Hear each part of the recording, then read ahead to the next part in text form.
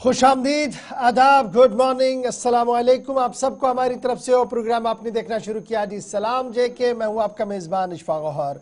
सुबह आपके सामने आए हैं तो कोशिश करेंगे आपको हर खबर से बाखबर करें, खबर तह तक बताएं। न सिर्फ जम्मू कश्मीर के मौसम के मिजाज से शुरू करते सियासी मिजाज तक हम आपको खबर बताएंगे। साल अपने अख्तिताम की ओर है, अस्करी महाज पर किस तरीके से साल निकला है, चंद अहम बातें आपके साथ शेयर करेंगे। बिजली की जो आंख मिचोली और बिजली का जो बहरान है, इस पर सूरत हाल क्या कुछ है, क्या वाकई तौर पर हम डेफिसिट में हैं या सूरत हाल को किसी और अंदाजे में भी देखना है, इस पर भी आज गुफ्तगू करेंगे। मुझे उम्मीद है कि आप पूरा 10 बजे तक हमारा साथ देंगे इस ट्रांसमिशन में, और न सिर्फ टीवी पर आप हमें देखेंगे बल्कि अगर आप बैरून रियासत, बैरून मुल्क या सफर कर रहे हैं तो आप हमारे साथ मुसलसल तमाम ट्रांसमिशन देख सकते हैं, फेसबुक, यूट्यूब, ट्विटर, इंस्टाग्राम और हमारी ऑफिशियल वेबसाइट www.gulistanews.in पर, जहां खबर, तज्जिया और तबसरा आपको हर पल देखने को मिलता है। मुझे उम्मीद है कि वहां पर जो दो तरफा हमारी बातचीत रहती है, यानी आपकी तरफ से जो वीडियोस, जो बातें, जो खबर हम तक आती है उसे हम एनालाइज करके अपनी खबरों में एक जगह दे ही देते हैं, और जो तनकीद आपकी तरफ से होता है हमारे प्रोग्रामों, पॉलिसियों को लेकर, उस पर भी आप अपनी खुलकर बात रखिएगा। आज भी चंद फोन कॉल्स को शामिल प्रोग्राम करेंगे, आखिरी 10 मिनट आपके साथ हम देंगे, मेहमान भी हमारे साथ ज्वाइन करेगा। लेकिन प्रोग्राम के पहले पड़ाव पर फटाफट से आते हैं और सबसे पहले हिस्ट्री की किताब को खंगालते हैं और देखते हैं कि आज माजी में क्या कुछ हो चुका है। अहम तरीन वाक़ात में से चंद वाक़ात आपके सामने रखेंगे। मेरे साथी आसिफ रशीद इस वक्त स्टूडियो में मौजूद है। प्रोग्राम का आगाज हिस्ट्री ऑफ द डे के साथ। खुशामदीद, गुड मॉर्निंग, इस्तकबाल आप सबका बहुत बहुत शुक्रिया और बहुत बहुत स्वागत हमारे साथ इस प्रोग्राम में ज्वाइन करने के लिए। आज हफ्ते का दिन है, साल 2024 की 21वीं तारीख, जिला कलान का आगाज हुआ है और इस साल की हिस्ट्री ऑफ द डे के कुछ और इवेंट्स भी है। आज की तारीख के हवाले से बात करें तो इतिहास के पन्नों को जब हम पलटते हैं या तारीख के आईने में देखते हैं, न सिर्फ हिंदुस्तान बल्कि आलमी तारीख में भी अहम तरीन वाकयात आज सर फहरिस्त हैं। एक लंबी फहरिस्त में से कुछ एक इंसिडेंट्स, कुछ वाकयात आपके सामने हिस्ट्री ऑफ द डे में रखें। शुरुआत आज के दिन के साथ अंग्रेजी कैलेंडर के मुताबिक या ग्रेगोरियन कैलेंडर के मुताबिक 21 दिसंबर को 1910 में इंग्लैंड में हिल्टन में एक कोयला कान के अंदर धमाका हुआ और मौके पर 344 मजदूरों ने अपनी जान गंवा दी। साल 1923 दिन आज का नेपाल आजाद मुल्क बना और आज योम आजादी के मौके पर नेपाल को दुनिया भर से पैगामात मौसूल हो रहे हैं और हिंदुस्तान भी नेक ख्वाहिशात का इजहार आज सुबह सुबह से कर रहा है। 1937 में रंगीन तस्वीर और बाआवाज पहली cartoon film Disney snow white release की गई। 1937 तारीख 21 दिसंबर की आती है। आज ही का वो दिन था जब 1941 में जर्मनी की एक आबदोज करके आब हुई। 567 अफराद ने इसमें जान गंवा दी और तमाम के तमाम लोग जिसमें क्रू मेंबर्स भी थे। 1941 का ये वो वाकया जब दूसरी जंग अजीम चल रही थी और कई लोग जान बचाकर दाएं बाएं भागने की कोशिश कर रहे थे। 1946 में जनूबी जापान में तबाहकुन ज़ल्ज़ला आया। 1036 लोगों ने सरकारी रिपोर्ट्स के मुताबिक अपनी जान गंवाई और 36,000 लोग जख्मी हुए। दीगर कई लोग जो एक इलाका छोड़कर दूसरे में पहुंचे। इतना तबाहकुन ये ज़ल्ज़ला 1946 का रहा। इसके 3 बरस बाद 1949 में पुर्तगाली हुक्मरानों ने इंडोनेशिया को खुद मुख्तार मुल्क होने का ऐलान किया और यहाँ कब्जा मुकम्मल तौर पर ख़त्म होगा। इस अनाउंसमेंट के साथ 1949 में तमाम जो पोर्चुगीज़ थे उन्होंने इंडोनेशिया को छोड़ दिया। 1952 में सैफुद्दीन किचलू उस सोवियत यूनियन का लेलन अमन इनाम पाने वाले पहले हिंदुस्तानी बने। सोवियत यूनियन जो उस वक्त थी, यूएसएसआर जिसको आप कहते थे, 1952 में सैफुद्दीन किचलू इसका हिस्सा थे। लेनिन अमन इनाम जिसको आप कहते हैं, वो अवार्ड पाने वाले वो पहले हिंदुस्तानी बने थे 21 दिसंबर साल 1952 में। साल 1955 दिन आज का दूसरा बैनुल-अक़वामी फिल्म फेयर अवार्ड जिसमें मिर्जा गालिब को सबसे बेहतरीन फिल्म का इनाम आज के दिन दिया गया। 1788 मुगल हुक्मरान गुलाम कादिर को सिंधिया फौज ने पकड़कर कत्ल किया और गुलाम कादिर पर इल्जामात थे कि उसकी फौज ने जुल्म व तशद्दुद की इंतहा कर दी थी। शहरियों पर तशद्दुद और लोगों को बगैर मुकदमों में जेलों में भेजना, उन्हें फांसी पर लटकाना, इस तरह के संगीन मुकदमे गुलाम कादिर पर लगे थे। साल 1974 में आबदोज को तरबियत देने वाली INS सितुएन विशाखापट्टनम के अंदर शुरू हुई। आज के दिन 2007 में सोनिया गांधी और शाहरुख खान को अमेरिकी जरीदे न्यूज वीक की 50 बासर शख्सियात में शामिल किया गया। आज से तकरीबन 18 बरस कबल सोनिया गांधी और शाहरुख खान को जगह मिली अमेरिका के जरीदे में न्यूज वीक के अंदर। 50 बासर लोगों में इनको जिम्मेदारी बल्कि शामिल किया गया और 1973 में अरब इजराइल तनाज़ा हल कर लिया गया। जिनीवा कॉन्फ्रेंस का आगाज आज के दिन हुआ और यहीं से शुरुआत हुई अरब और इजराइल के दरमियान रास्ते निकालने की कोशिश। लेकिन वो जो इजराइल और फलस्तीन के दरमियान चलता रहा उस पर कोई ज्यादा बात नहीं बन सकी और इस तरीके से ये बड़े इवेंट्स जो आपके सामने हिस्ट्री ऑफ द डे में हमने रखे हैं। यहां से आगे बढ़ेंगे, आज बैनुल अक़वामी इवेंट्स भी हैं, खबरें हैं, उनकी तरफ हमने जाना है। आप सब हमारे साथ रहेंगे। आपके इलाकों में सूरत हाल क्या है जरूर अपडेट कीजिएगा। जब आखिर में कॉल्स की तरफ चलेंगे, हमारे साथ मेहमान भी ज्वाइन करेंगे, तो कॉलिंग वाले स्पेशल सेगमेंट में जरूर अपनी बात रखिएगा और बताइएगा कि आपके दाएं बाएं सूरत हाल क्या है, मौसम के एतबार से या फिर कुछ और मामला हैं। लेकिन उससे पहले खबरों की तरफ। और आज शुरुआत जब बड़े इवेंट्स की 21 दिसंबर की हो रही थी, तो तारीखी एतबार से आज का दिन मोस्ट इंपॉर्टेंट है या मौसम के हवाले से। और सबसे पहले आज जम्मू कश्मीर की खबरों से शुरुआत 21 दिसंबर को। बिल्कुल, खबर का आगाज करते हैं जी 21 दिसंबर को मौसम के मिजाज से, क्योंकि जम्मू कश्मीर के जाविये से जब आप देखेंगे तो आज से बाज़ाब्ता तौर पर रिवायती चिलाई कलान ने दस्तक दे दी है। और चिलाई कलान का आज पहला दिन था। रात 12 बजे चिलाई कलान ने जब दस्तक दी तो मनफी दर्जा हरारत के बीच पूरे शहर और गांव को थर्राया। बड़ी खबर कि चिलाई कलान का पहला दिन और रात इंतहाई सर्द तरीन गुजर चुकी है। मौसम की एक और सर्द तरीन रात रिकॉर्ड की गई है। मुतअद्दिद मकामात पर दर्जा हरारत -9 और 9 के दरमियान जो है वो रिकॉर्ड किया गया है।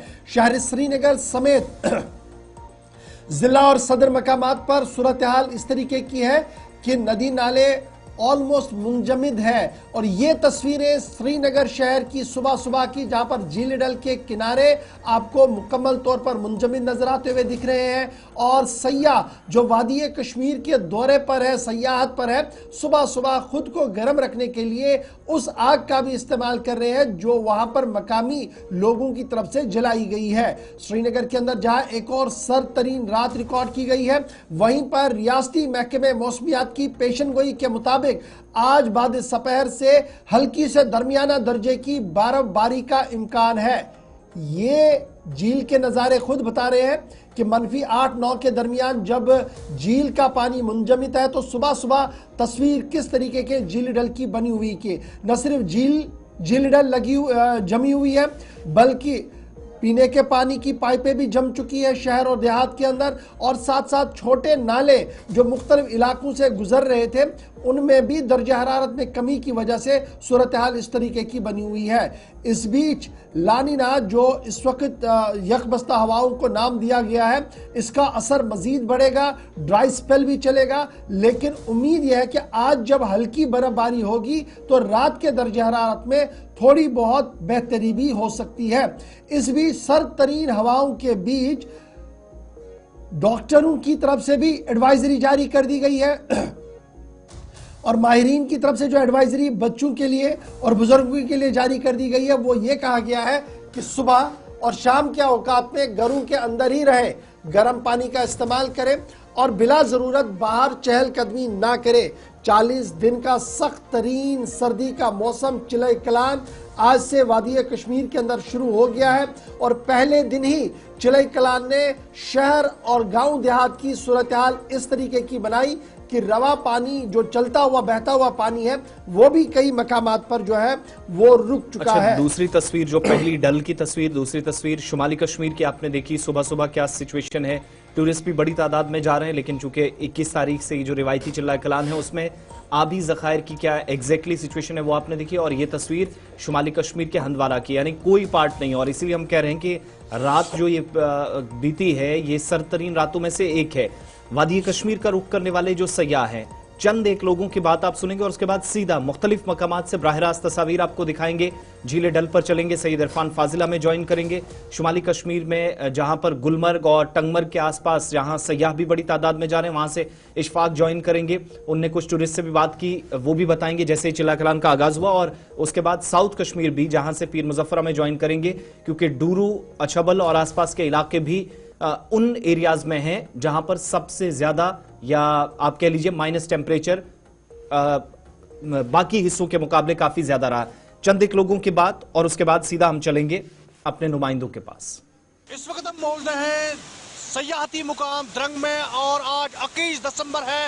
निस्फ शब से ही जम्मू कश्मीर में 40 रोजा चिले कलान ने दस्तक दी है और इस सर्द तरीन मौसम की शुरुआत अगर हो चुकी है, ताहम ये पूरे मनाजिर जो है या सुबह सुबह हम सयाहती मुकाम द्रंग से दिखा रहे हैं कि किस तरह से पूरा ये वाटरफॉल जो है जो पूरी तरह से जम गया है और यहाँ पर इस पहाड़ी पे यकबस्ता जो है वो आवेजा है और न सिर्फ वादी के बल्कि मुल्क भर से यहाँ पर सयाह यहाँ पर आते हैं। वो इन पहाड़ियों के बीच में ये जो मौजूद फ्रोजन वाटरफॉल है यहाँ पर तस्वीरें खींचते हैं और आज से बिल्कुल जम्मू कश्मीर में 40 रोजा चिरे कलान की शुरुआत हो चुकी है। इशफाक डार, गुलिस्तान न्यूज़, गुलमर्ग, कश्मीर। नाम रोमान है, मैं श्रीनगर से हूँ। जी जी। आज 21 दिसंबर है, आज से यहाँ कश्मीर में चिले कलान स्टार्ट हुआ तो शदीद सर्दी बहुत है यहाँ पे। हम सुबह आए दोस्तों के साथ, बहुत ही अच्छा मनाजिर है यहाँ पे। कश्मीर में इस मौसम में आना चाहिए सबको, टूरिस्ट को खास तौर पर आना चाहिए यहाँ पे। यहाँ पे मनाजिर बहुत अच्छे हैं अभी। तो बराबरी भी यहाँ पे हुई है, शदीद बराबरी हुई है। गुलमर्ग में ये द्रंग है इसका नाम, यहाँ पे भी बहुत अच्छी बराबरी हुई है। ये यहाँ पे फ्रोजन हुआ है तो यहाँ पे बहुत अभी शदीद बराबरी है, सर्दी भी यहाँ पे है बहुत। कब से प्रोग्राम बनना था द्रंग वाटरफॉल में जाएंगे और ये कैसे आपने सुना है? 2-3 दिन हुआ तो वीडियोस वगैरह पे भी हमने देखा। हम ये लोकल ही है यहाँ के, तो हमने सुना था यहाँ का कि यहाँ पे सर्दी में फ्रोजन होता है ये। आप खूबसूरत मनाजिर देख सकते हैं किस तरह से ये वाटरफॉल जम चुका है। तो कल रात से ही ये जम चुका है क्योंकि आज सुबह से ही यहाँ पर चिले कलान का जो 40 दिन का यहाँ पर वक्फा होता है तो वो स्टार्ट हुआ है। उन लोगों के बाद जो इस पूरे माहौल को एक्सपीरियंस कर रहे हैं, अपने नुमाइंदों के पास चलेंगे। इरफान फाजिल के पास जरा हम सीधा श्रीनगर पहले चलते हैं। तस्वीरें आपके सामने हैं झीले डल की। इरफान, क्या सूरत हाल है इस वक्त, कहां पर आप मौजूद हैं, किस एरिया में? और ये जो हम तवक्को कर रहे थे कि सख्त सर्दी के बीच सुबह सुबह सरगर्मियां भी मुतासिर होती हैं, आज पहला दिन चिलाए कलान का, क्या सुबह सुबह आप तजुर्बा कर पा रहे हैं? देखिए आसिफ, चिलई कलान और 40 दिन का चिलई कलान चिलचिल कल रात को ही शुरू हो गया। और बात करें तो ये 40 दिन जो है वादी कश्मीर में कड़ाके की सर्दी रहती है और ये सर्दी के साथ साथ कई सारी चीजें याद भी आती है, जिसमें हम शिशरगांठ कह सकते हैं, जिसमें हम फेरन कह सकते हैं, कांगड़ी कह सकते हैं, कोयला कह सकते हैं और कई सारी चीजें खास तौर पर इस चिलई कलान में भी याद आती है जिसे हरसाबी कहा जाता है। अगर बात करें तो डल झील के इस वक्त किनारे पे मैं मौजूद हूँ। जा रहा है कि -8.2 डिग्री जो है वो रात को रिकॉर्ड किया गया है और इसके साथ साथ झील जो है वो पूरी मुंजबिद हो गई है। मैं अपने वीडियो जर्नलिस्ट मोहम्मद शफी से गुजारिश करूंगा जो मेरे साथ इस कड़ाके की सर्दी में मेरे साथ मौजूद है।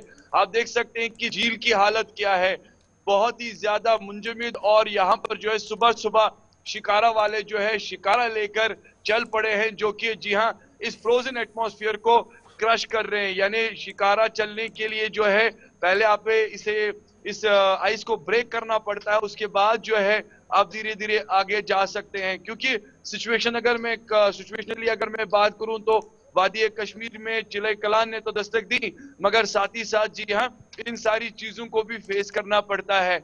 अभी आप देख सकते हैं लाइव विजुअल, जबकि सुबह मॉर्निंग के हैं और लाइव हम आपको दिखा रहे हैं कि किस तरीके से शिकारा वाला भाई जो है वो इस फ्रोजन एटमॉस्फेयर में अपनी शिकारा को राइड करा रहा है, जबकि हम देख रहे हैं कि दूर दूर तक अभी कोई सयाह नहीं है क्योंकि सर्दी काफी ज्यादा है। रात भर सर्दी भी रही और इसके साथ साथ कई सारी नदी नाले झीलें जो है वो मुंजमिद हो गई है। घरों में सुबह सुबह जो नलकों के जरिए जो पानी आता है वो भी मुकम्मल तौर पर वो पाइप्स भी जैम हो गई है। तो कह सकते हैं कि थोड़ा सा जी हाँ जिंदगी के साथ साथ जिंदगी थोड़ी सी सख्त जरूर दिखाई देती है जबकि चिलाई कलान की आमद होती है।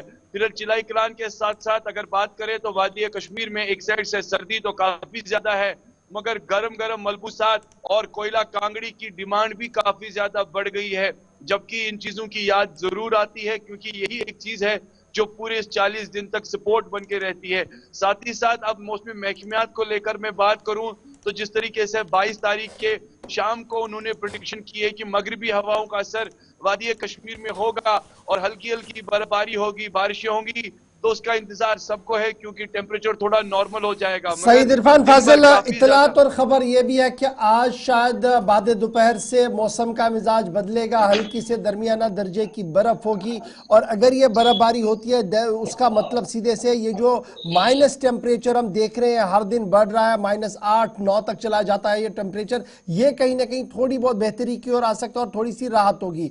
सुबह सुबह जब हम झील के आसपास देख रहे हैं तो सयाह क्या बाहर आए हैं या अभी होटल के कमरे से ही या हाउस बोटों के अंदर ही रुके पड़े हैं और वहीं से ये नजारा देख रहे हैं? देखिए, मैं अपने वीडियो जर्नलिस्ट से गुजारिश करूंगा कि थोड़ा सा वो दिखाए कि किस तरीके से आइस अभी भी यानी फ्रोजन एटमॉस्फेयर है। अगर मैं बात करूं, सामने आप देख रहे होंगे कि हाउस बोट वगैरह है, मगर सयाह जो है वो अभी बाहर नहीं आ पा रहे क्योंकि ठंड काफी ज्यादा है। जब तक क्योंकि उन्हें कंट्रोल करना, इस ठंड में निकलना उनके लिए थोड़ा सा सख्ती रहता है। नो डाउट अबाउट इट कि कश्मीर के लोगों के लिए तो थोड़ी सी ये आदत बन गई है क्योंकि हम तो अपने जनजीवन के साथ ही बचपन से ही ये सारी चीजें देखते आते हैं। मगर जो खास तौर पर जो सयाह है वो जरूर जी हाँ थोड़ा सा लुत्फ उठाते हैं, जैसे वो कमरे से या खिड़की से वगैरह नजारा देखते हैं इस चीज का, मगर बाहर आने के लिए थोड़ा सा डिफिकल्ट उनके लिए जरूर हो जाता है क्योंकि इस तरह का टेम्परेचर वो कंट्रोल नहीं कर पाते हैं, जबकि ये काफी डिफिकल्ट टाइम है। और फिलहाल झील के साथ साथ अगर मैं बात करूं तो अभी भी कोई ऐसी शिकारा राइड यहाँ नहीं हो रही है, जबकि सुबह का टाइम है। मगर अभी कह सकते हैं कि कश्मीर में कड़ाके की सर्दी है।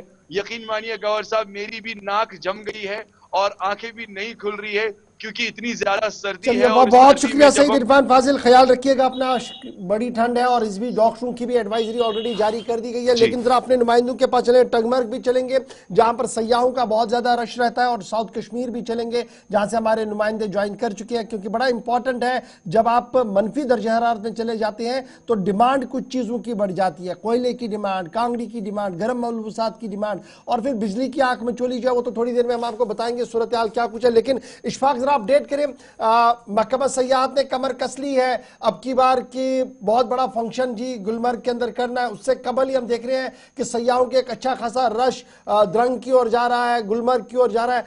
ओवरऑल अगर देखें तो क्या कुछ मौसम है अभी सुबह सुबह, नंबर 1, और नंबर 2 जो बुनियादी तौर पर चीजें आवाम को चाहिए क्या इस इलाके के अंदर वो मिल रही है सयाहों को, आम लोगों को?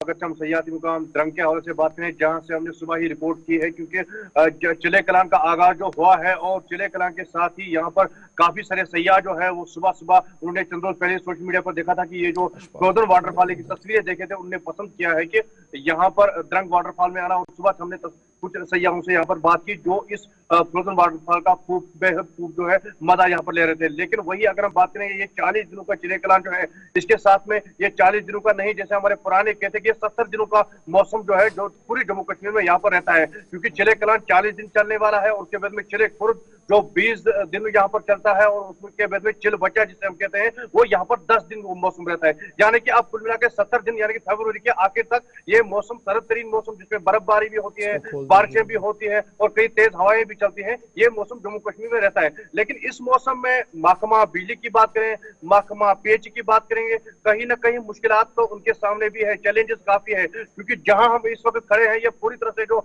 नलों का पानी है ये यहाँ पर फ्रीज हो चुका है। और ये सयाहती मुकाम द्रंग से आगे जो है बिल्कुल हम खड़े हैं जहां से पूरे जो बारामुल्ला और बारामुल्ला के साथ साथ बड़गाम, सोपोर को यही से पानी जो है शिफ्ट किया जा रहा है। लेकिन ये पूरी जो तस्वीरें हैं यही दर्शाते हैं कि पूरी तरह से नलों का पानी जो है वो पूरी तरह से जम गया है और कहीं ना कहीं अब महकमा जो जल शक्ति है उनके पास भी काफी सारी चैलेंज है। वही अच्छा इशफाक ये बताइएगा, बर्फबारी हुई नहीं है लेकिन आपके पीछे एक व्हाइट परत दिख रही है जो ये साफ दिखा रहा है कि रात के दर्जा हरारत ने बहते पानी को रोक दिया। क्या मैं ये मानूं कि जो पानी बह रहा था, जो नाला था वो जम गया है जिसकी वजह से अब परेशानी आने वाले दिनों में होगी, क्योंकि जब तक ये डिफ्रीज नहीं होता है, जब तक ये खुलता नहीं तो पीने के पानी की शदीद किल्लत होगी इलाके के अंदर? देख गौर साहब, अगर हम नालों की बात करें, क्योंकि नाले फिरोजपुरा को तो का गला जो है पहले ही गोड़ दिया गया, क्योंकि नाला जो है पूरी तरह से सूखा पड़ा हुआ है। यहाँ पर मुख्तलिफ इलाकों और पानी जो शिफ्ट किया है वो नाला सूखा हुआ है। लेकिन जहां पर इस वक्त हम खड़े हैं, ये यहाँ से जो सारा पाइपलाइन द्रंग की ओर से उठते हैं और मुख्तलिफ इलाकों में जाते हैं, ये नलों का पानी जो है वो फ्रीज हो गया है और यहाँ कहीं पर जो आयर जो महकमा जल शक्ति के लोग उनको आयर देते हैं, वो आयर जो रात में जो पानी खारिज होता है वही जम गया है। यानी कि जिस इलाके को यहाँ से पानी जा रहा होगा वो इलाका इस वक्त भी शायद बगैर पानी के होगा। ये आज रात भर का सूरत हाल था। लेकिन कहीं जब सैयाह यहाँ पर आते हैं, इस तरह के मनाजिर देखते हैं, उन्हें लग रहा है कि ये कोई बर्फ गिरी है और बर्फ जमी हुई है, वो यहाँ पर सेल्फियां और तस्वीरें जो जरूर लेते हैं। वही अब जाके इंतजामिया ने गुलमर्ग में कमर कस की है और 24 तारीख से अगरचे यहाँ पर पूरे मुल्क में यहाँ पर जो 25 को यहाँ पर क्रिसमस मनाया जा रहा है, वही 24 तारीख को ही गुलमर्ग में क्रिसमस की तकरीब होगी और यहाँ पर बड़े पैमाने पे जश्न चिले कलां की तरफ पे और ठीक है जी। ये जो सूरत हाल है, ये बात साफ बता रही है कि सूरत हाल किस तरीके की बनी हुई। लेकिन ये बताइएगा, कांगड़ी, कोयला और गर्म मलबूसात की किस तरीके की डिमांड है? क्या वो मुकम्मल तौर पर मार्केट के अंदर है और रेट्स किस तरीके की हैं अभी? बिल्कुल, अगर हम बालाई इलाकों की बात करेंगे गौर साहब, क्योंकि टंगमर्ग के जो पहाड़ी इलाके हैं यहाँ पर पहले ही लोग तैयारियां करते थे, क्योंकि अब बहुत ही कम देखने को मिलता है कि यहाँ पर घरेलू तर्ज पे जो कांगड़ियां बनाते थे, घर में कांगड़ियां बनाते वो कोयला जमा करते थे, वो यहाँ पर अब देखने को नहीं मिल रहा, क्योंकि अब बाजार से ही सारा कुछ आया है। अब दिन ब दिन जो टेक्नोलॉजी बढ़ गई है, लोग जो है सारा कुछ बाजार से लेना पसंद करते हैं। घर में कम ही लोग इस तरह का इस्तेमाल। लेकिन आज कल ही हमने देखा कि जिस तरह से टंगमर्ग बाजार में बहुत सारे लोग जो है वो कांगड़ियां लेते थे, क्योंकि जिस तरह से सर्दी का और बिजली की कटौती जो जिस तरह से है, उस हवाले से कहीं ना कहीं अब महकमा भी लग रहा है कि महकमा ने ग्राउंड पे कहीं काम किए हैं और ये रेट्स जो है जो नरकनामे अभी है, चाहे वो सब्जियों की बात करें, क्योंकि कुछ दालें जो है, सब्जियां जो है, उन पर अभी नजर बनाई हुए महकमा और कोशिश कर रहे हैं कि लोगों को इस चिले कलान में सर्द तरीन मौसम में कोई मुश्किलात पेश ना हो। बहुत शुक्रिया इशफाक हमारे साथ ज्वाइन करने के लिए। हमारे साथ इस वक्त पीर मुजफ्फर भी ज्वाइन किया। साउथ कश्मीर चलते हैं, शोपियां के अंदर, कुकरनाग के अंदर और पुलवामा के अंदर भी जहां पर 7 से 8 माइनस टेम्परेचर जाते हुए, या इससे ज्यादा भी हमने देखा। थोड़ी देर में डेटा आएगा तो आज का भी पता चलेगा। सूरत हाल यहां पर भी लगभग सेम ही रही है। पीर मुजफ्फर, क्या सिचुएशन इस वक्त मुख्तलिफ इलाकों के अंदर जो हम देख रहे हैं, क्या सेम ही है? और ये आबी जखायर का मुंजमद होना, चिल्ला कलान का पहला दिन, क्या सरगर्मियां सुबह सुबह है? बिल्कुल, आसिफ मैं बता दूं, जैसा कि रिवायती 40 रोज का बादशाह ज़िंदगिस्तान यानी कि चिल्ला कलान बिल्कुल वारिद देर रात ही हुआ है और आज पहले दिन ही चिल्ला कलान की जो कड़े तेवर है, हर एक को मजबूर किया है कि आज अपनी ही घरों में रहे। वो बिल्कुल इस वक्त पे जब आपके साथ बात कर रहा हूँ, मुश्किल से मैं यहाँ पे खड़ा हूँ क्योंकि काफी ठंड है और ठंड की जो लहर है उसमें शिद्दत काफी हमें देखने को मिल रही है। वही हमने सुबह देखा कि जितने भी छोटे हो या बड़े आबी ज़खायर आज बिल्कुल मुंजमद हो चुके हैं और जो रोजमर्रा के जो नल वो भी बिल्कुल जम चुके हैं। कहीं ना कहीं जो वेव है उस वेव ने आज हाहाकार मचाई है। इसके साथ साथ अगर हम अछाबल, शांगस, कुकरनाग, डोरू ऊपर वाले इलाकों की बात करें तो वहां पे इस 40 रोज के जो ये बादशाह इसने जो अपने कदम कश्मीर में रखे हैं, जो ही आज ये वारिद हुआ तो अपने पुराने तेवर ने फिर एक बार यहाँ पे हमें दिखाए। कहीं नहीं कांगड़ी की जरूरत पड़ी, फरन की जरूरत पड़ी, टोपी की जरूरत पड़ी और कुल मिलाकर अब देखना यह है कि जो आज पहला दिन होगा, क्या ये पहला दिन इस प्रकार का होगा जिस तरह इस वक्त हम देख रहे हैं। रात का टेम्परेचर बिल्कुल आसिफ में बता दूं, जैसा कि अभी हमारे कुछ और जो बुलेग बता रहे थे, माइनस टेम्परेचर यहाँ पर लगभग 6-7 लाहौर में आज इस तरह डोरू या कुकरनाग कुल मिलाकर जितने भी एरियाज है वहां पे जो शिद्दत है सर्दी की वो बढ़ गई है और बिल्कुल लोग इस वक्त परेशान हो चुके हैं। अब यही ऊपर वाले से दुआ की जाए, जैसे कि महकमा मौसम का ये कहना है कि आज बाद दोपहर कहीं न कहीं मौसम करवट ले सकता है और जिस तरह से यहाँ पे ड्राइनेस से खासकर अगर मैं बता दूं आए रोज एक तो जो हमारे आबी ज़खायर वो भी सुकड़ते जा रहे हैं। अब बचा कुछ खर्च तो, लेकिन उसमें जो इस वक्त जम चुके हैं खतर। अगर हम अपने यहाँ चश्मों की बात करें, इसके साथ साथ आपको पता है जो ही ये 40 रोज का बादशाह यहाँ पे शुरू होता है तो पानी के हवाले से भी मुश्किलात आती हैं। पीर मुजफ्फर, बहुत बहुत शुक्रिया हमारे साथ साउथ कश्मीर से ज्वाइन करने के लिए। मुख्तलिफ इलाकों के अंदर सूरत हाल एक जैसी। प्रोग्राम के आखिर में जरूर आपको आज रात का जो दर्जा हालत है वो बताएंगे, लेकिन इन सर्द तरीन रातों के बीच बाद दोपहर थोड़ी सी राहत मिल सकती है अगर हल्की सी बर्फबारी जिसकी पेशन गोई महकमा मौसमियात ने की है शायद मुख्तलिफ इलाकों के अंदर नजर आई। दूसरी तरफ राब्ता सड़कें फिसलन की वजह से सुबह सुबह बंद रखी जाती हैं। आमतौर पर जो श्रीनगर और लेह के दरमियान राब्ता है वो भी इस वक्त चूंकि जारी, वहां पर भी ट्रैफिक जारी है, लेकिन सुबह सुबह फिसलन की वजह से और चेन का इस्तेमाल करके गाड़ियों को जाने की इजाजत दी जाती है। सिंथन टॉप, मुगल रोड और राजदान टॉप पर भी इसी तरीके से गाड़ियां चलाई जा रही हैं, लेकिन एहतियात के साथ सफर करें। शायद सर्दी से या कड़ाके की ठंड से आज थोड़ी सी राहत बाद दोपहर मिले अगर मौसम तब्दील होता है। वक्त छोटे से ब्रेक का है, ब्रेक के उस पार वापस लौटेंगे तो बात सरमा के दौरान बिजली की भी करेंगे। मुश्किलात हैं, परेशानियां हैं, अजाले के लिए इकदाम किए गए, लेकिन क्या वजूहात हैं कि दीगर रियासतों और यूटीज के मुकाबले जम्मू कश्मीर के अंदर मुसीबत कम होने के बजाय मुसलसल बढ़ रही है। वक्त छोटे से ब्रेक का, ब्रेक के उस पार मुकम्मल तफसीलात।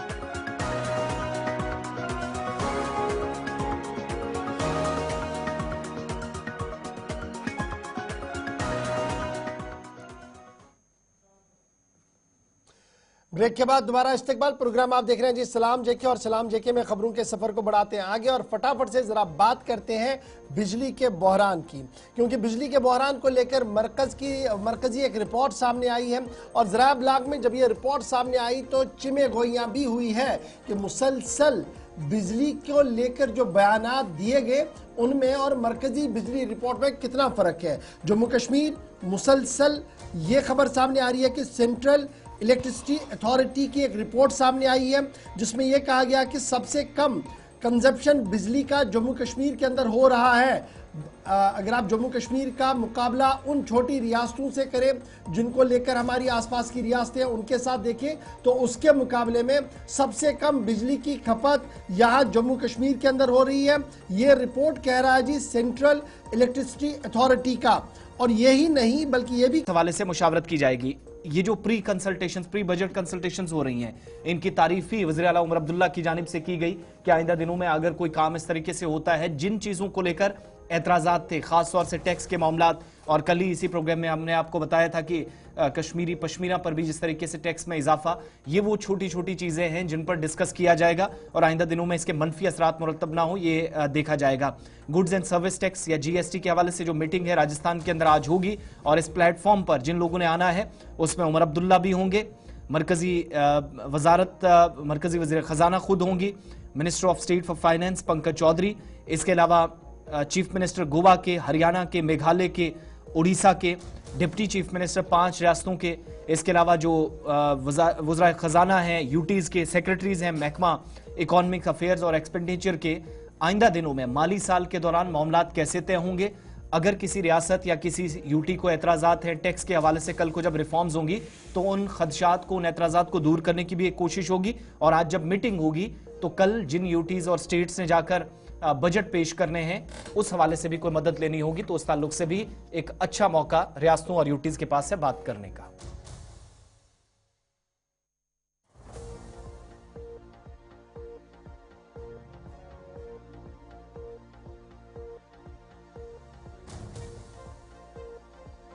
जीएसटी काउंसिल का इजलास है और रियासत के वजीर आला उमर अब्दुल्ला भी जैसलमेर के अंदर मौजूद है, जहां पर आज वजीर खजाना के साथ उनकी मुलाकात होनी है। 145 अशिया ऐसी है जिन पर टैक्स को लेकर आज हतमी फैसला लिया जाएगा और ये प्री बजट मीटिंग के तौर पर भी देखा जाएगा और उम्मीद लगाई जा रही है कि रियासत के खजाने को किस तरीके से बेहतर बनाया जाएगा, क्योंकि जम्मू कश्मीर के वजारत खजाना का कलमदान रियासत के वजीर आला उमर अब्दुल्ला के पास है और उन्होंने ही जनवरी या फरवरी में जब भी बजट का इजलास होगा तो उन्होंने ही बाज़ाब्ता तौर पर यहां पर बजट पेश करनी है। और इस ज़िमन में इस मीटिंग को इंतहाई अहम माना जा रहा है, क्योंकि इस मीटिंग के होने के फौरन बाद जम्मू और श्रीनगर के अंदर भी मशावरतों का सिलसिला और ज़्यादा तेज़ होगा, स्टेक होल्डर्स के साथ बातचीत होगी ताकि एक खाका खींचा जाए कि रियासत का बजट किस तरीके से होगा साल 2025-26 के हवाले से। बात बजट की हो रही है तो जरा फटाफट से लद्दाख की खबर भी आपको बताते चले, क्योंकि लद्दाख के लोगों के लिए एक राहत भरी खबर है, क्योंकि इतलात और खबरों के मुताबिक मरकजी वजारत खजाना ने 900 करोड़ से ज्यादा की रकम जो मुंजमद करने का फैसला लिया गया था वो वापस देने का फैसला ले लिया है। मरकजी वजारत खजाना 970 से ज्यादा करोड़ की जो बजटरी का कट हो गया था, बजट में कट हो गया था लद्दाख के, उसको वापस देने का फैसला लिया है, क्योंकि यूटी एडमिनिस्ट्रेशन हिल काउंसिल की लगातार कोशिशें हुई हैं मुख्तलिफ लीडर्स की तरफ से और लेफ्टिनेंट गवर्नर लद्दाख की तरफ से बाज़ाब्ता तौर पर वजारत खजाना, वजारत दाखिला के अंदर इस मामले को उठाया गया है और उसके बाद यह फैसला लिया गया कि अब ये जो पैसा कट हो रहा था इसे वापस दिया जाएगा, जिससे यूटी एडमिनिस्ट्रेशन और हिल काउंसिल्स को मजीद फायदा मिल सकता है। और फॉर्मल ऑर्डर जो है ये कुछ दिनों के अंदर अंदर जो है वो देखने को मिल सकता है। याद रखिएगा, कैपेक्स बजट के तहत और दीगर बजटों के तहत ये मामला जो है वो इल्तिवा में पड़ा था, क्योंकि पैसा खर्च नहीं हो रहा था और वर्किंग सीजन और दीगर चीजों को देखते हुए ये पैसा वापस लेने का फैसला लिया था, जिसके बाद लद्दाख की जो पॉलिटिकल एडमिनिस्ट्रेशन है और पॉलिटिकल सेटअप है, उन्होंने इस पूरे मामले को दाखिला वजारत के साथ, वजारत खजाना के साथ उठाया और अब इतलात ये है कि एक बड़ी राहत लद्दाख को मिल सकती है। 975 करोड़ के आसपास रकूमत जो है वो वापस लद्दाख यूटी को मिल सकती है। मोहम्मद इसाक इस वक्त हमारे साथ है। इसाक, खबर यह है कि लद्दाख के लिए थोड़ी सी राहत मिल सकती है, क्योंकि पिछले दिनों जब हम खबर बता रहे थे तो बजट कट हो रहा था। बजट कट होने का मतलब था सीधे सीधे से फर्क पड़ता तरक्याती मंसूबों पर, लेकिन अब इतला यह है कि मरकजी वजारत खजाना उसी तरीके से बजट को आगे बढ़ाएगी जिस तरीके से माजी में होता था और बहुत जल्दी ऑर्डर आएगा। क्या कुछ खबर डिटेल्स आपके पास है? और यूनियन टेरिटरी के जो अफसरान इस पूरे मामले को देख रहे थे, कितने मुतमईन वो है इस पूरे मामले को लेकर? जी गौर, आपको बता दें, जब ये बजट कट की बात आई थी उसमें खासकर जो स्टेट सेक्टर हैं एसडीपी और जो कैपेक्स, दोनों से बजट कटौती की खबर आने के बाद लद्दाख के अंदर लोगों में काफी कंसर्न देखा गया और खासकर जो स्टेक होल्डर्स है एलएचडीसी ले और एलएचडीसी करगिल की तरफ से इसके ऊपर सीरियसली इस इशू को रेज किया था और कंसर्न जो है वो आगे किया था। और मेंबर पार्लियामेंट लद्दाख के साथ साथ जो लेफ्टिनेंट गवर्नर लद्दाख, उन्होंने लोगों को और खासकर जो स्टेक होल्डर्स उनको ये आश्वासन दी थी इस इशू को रिजॉल्व करने के लिए कोशिश किया जाएगा। और होम मिनिस्टर अमित शाह और फाइनेंस मिनिस्टर से भी मुलाकात उन्होंने की थी। तो अब जिस तरह से ये खबर आ रही है, यकीनन काफी एक महत्वपूर्ण खबर हो सकता है, क्योंकि फाइनेंशियल ईयर खत्म होने के लिए अभी भी 3 महीने का वक्फा अभी बाकी है। और अगर इसी 3 महीने में अगर जो बजट कटअप की बात आई थी अगर वो वापस आ जाता है तो कहीं ना कहीं लद्दाख के डेवलपमेंट के लिए काफी महत्वपूर्ण हो सकता है। फिलहाल ये खबर नया है, इसके ऊपर आज दिन में पॉलिटिकल और स्टेक होल्डर्स का रिएक्शन देखने को मिल सकता है। हालांकि लेफ्टिनेंट गवर्नर ने आश्वासन दिया था कि इस बजट कटौती के ऊपर वो यकीनन काम करेंगे और वो दिल्ली भी चले गए थे। वो दिल्ली में जाके मुख्तलिफ जो गवर्नमेंट के ऑफिशियल से मुलाकात की थी और इस इशू को रेज किया था।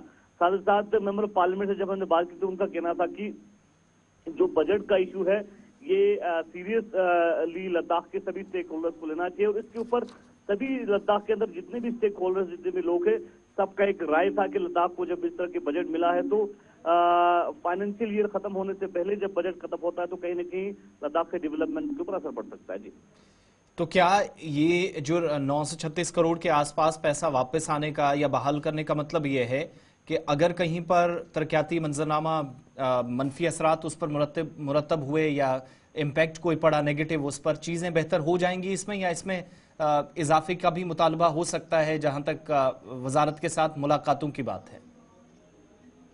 जी, अगर ये 976 करोड़ जो बजट है अगर वो वापस आ जाता है तो यकीनन लद्दाख के अंदर जो डेवलपमेंटल एक्टिविटीज, डेवलपमेंटल वर्क है उस पर काफी बढ़ोतरी हो सकता है। क्योंकि अगर आपको बता दें लद्दाख में एक स्टेट एसडीपी होता है, स्टेट सेक्टर का जो बजट होता है, और दूसरा कैपेक्स होता है। कैपेक्स में एलएचडीसी हैं, खासकर एलएचडीसी लेह और एलएचडीसी करगिल। और जो कैपेक्स का बजट होता है उसमें जो ग्राउंड जीरो पे मुख्तलिफ जो काउंसलर्स हैं वो अपने अपने कॉन्स्टिट्यूंसीज में इस बजट का इस्तेमाल करता है। तो जब ये बजट कटौती हुई 976 के करीब, इसमें से एलएचडीसी ले और एलएचडीसी करगिल से 220 करोड़ के करीब जो बजट है वो कट हो रहा था और 110 करोड़ के करीब हिल काउंसिल दोनों, मतलब करगिल से और ले से 110 करोड़ के करीब बजट जो है दोनों साइड से काटा गया। बहुत बहुत शुक्रिया मोहम्मद इसाक हमारे साथ ज्वाइन करने के लिए प्रोग्राम में और मुकम्मल तफसीलात फराहम करने के लिए। ये बजट के हवाले से बात है, लेकिन कुछ ऐसे इलाकों की तरफ भी आपका रुख करवाना जरूरी है जहां पर बजट तो अनाउंस हुआ, रकूमात सरकारी खजाने से खर्च करने का वादा किया गया, काम भी शुरू हुआ, लेकिन वक्त गुजरने के साथ साथ इसी प्रोग्राम में मुतद्दिद रिपोर्ट्स आपको दिखाई हैं कि सरकारी इमारतें बनाने के लिए या ढांचे को बेहतर बनाने के लिए काम बरसों पहले शुरू हुआ था। हर एक जिले के अंदर तकरीबन यही प्रॉब्लम है और दोनों सूबों से इस तरह की शिकायतें मौसूल होती रहीं। लेकिन एक ऐसा इलाका हमने आज चुना है, राजौरी का, जो एक दूरदराज इलाका है। नुमाइंदगी का मौका डीडीसीज के पास था, लेकिन एक ऐसा निज़ाम जहां पर अवाम की राहत के लिए जो इकदामात सरकारी खजाने से करोड़ों रुपए खर्च करके कहा गया कि उठाए गए, वो इकदामात काफ़ी नहीं थे। दौरे हाजिर में 16 सरकारी दफातर जो निजी इमारतों से चल रहे हैं और बल्कि 26 दफातर हैं जो 16 सरकारी इमारतों से चल रहे हैं। सालाना 30 लाख रुपए किराया भी इस सूरत में जाता है, जो मकामी लोग बताते हैं। रेवेन्यू कॉम्प्लेक्स या एक बड़ी इमारत जो यहाँ पर तैयार भी की जा रही थी, बन रही थी, वो भी आधा अधूरा काम इस वक्त परेशानी का सबब बन रहा। और हालत यह है, अब जो पहला मलबा उठाना था, अगर कहीं पर कोई खंडरात में कोई इमारत तब्दील हुई थी, उस जगह नया बनाना था, मंसूबा जो नए सिरे से शुरू किया गया था। अफसोस का मकाम यह है कि आज 2025 जब शुरू होने लगा है तो अहम तरीन इलाकों के अंदर जहां दफातर की जरूरत है वहां पर भी धक्के खाने पर लोग मजबूर हैं। एक काम एक दफ्तर से करेंगे और 8 से 10 किलोमीटर दूसरी जगह जाएंगे, वहां पर दूसरा सिग्नेचर होगा। फॉर्मर मिनिस्टर्स हों, एमएलएज हों, सीनियर ऑफिसर्स हों जो मौजूदा वक्त में भी इंतजामिया में हैं, इन लोगों की तरफ से कई बार संगे बुनियाद भी इन इमारतों का रखा गया। और खासतौर से ये उस जगह की हालत है जहां पर एक कसीर आबादी है थना मंडी के आसपास और राजौरी का रुख न करना पड़े, इसलिए एक फैसला हुआ कि रेवेन्यू कॉम्प्लेक्स यहीं पर बनेगा। लेकिन तमाम इलाकों के अंदर तकरीबन ऐसी सूरत हाल, एक इलाके से सिचुएशन। लोकल्स क्या बताते हैं, एक जरा उनकी बात आपको सुनाते हैं और उसके बाद इलाके के नुमाइंदों से भी जरा जानने की कोशिश करेंगे कि क्या ऐसी मजबूरी रही, परेशानियां रही, ये काम पूरा नहीं हुआ। 26 दफातर 16 अलग अलग मकामात पर चल रहे हैं और ये तमाम निजी इमारतें हैं। मेरी एक मोदबाना गुजारिश है कि मैं आपके माध्यम से बताना चाहता हूं कि 1983 में हमारी थन्ना मंडी में ये जो हमारी तहसील कम्प्लेक्स की बिल्डिंग है ये बनी थी और जितने भी दफातर थे वो सारे इसी के अंदर थे। एक हिसाब का एक मिनी सेक्रेटेरिएट था हमारा थन्ना मंडी के अंदर। बदकिस्मती से ये 2019-18 तक अच्छा काम चलता रहा, अच्छे सिस्टम रहा। अगर कोई भी दूर दराज से लोग, दूर इलाका है ये हमारा थना मंडी का, मंगोटा, शाहदरा, देरा गली तक लंबा इलाका है, वहां से लोग आते थे और पैदल एक ही छत के नीचे सारे दफातर थे और अपना काम करके शाम को घर चले जाते थे। 2018 के बाद क्या हुआ कि ये बिल्डिंग जो है इसको अनसेफ किया गया और ये बिल्डिंग गिर गई। गिरने के बाद फिर क्या हुआ कि 2019 में हमारे उस वक्त के डिप्टी कमिश्नर साहब और उस वक्त के जो हमारे सीनियर एडमिनिस्ट्रेटर थे, उन्होंने आके इसका फाउंडेशन स्टोन रखा और बदकिस्मती ये है कि वो फाउंडेशन स्टोन आज तक वहीं का वहीं है। और हमारे 26 इस वक्त यहाँ दफातर हैं तहसील के अंदर थना मंडी में, और एक 10 किलोमीटर ऊपर, दूसरा 10 किलोमीटर इधर नीचे, एक शुमाल की तरफ, जुनूब की तरफ, एक मशरक की तरफ, एक मगरिब की तरफ। अगर दिन को घर से इंसान अगर आए तो मर के 2 दफ्तर से अपना काम नहीं कर सकता। उसके बाद ये खंडर वैसे का वैसा पड़ा है। 17 दफ्तर हमारे जो हैं वो प्राइवेट बिल्डिंग्स जो हैं वो हायर करके रखे हुए हैं। मान लो कि 30 लाख महीने का किराया जो है वो प्राइवेट बिल्डिंग वालों को वो दे रहे हैं।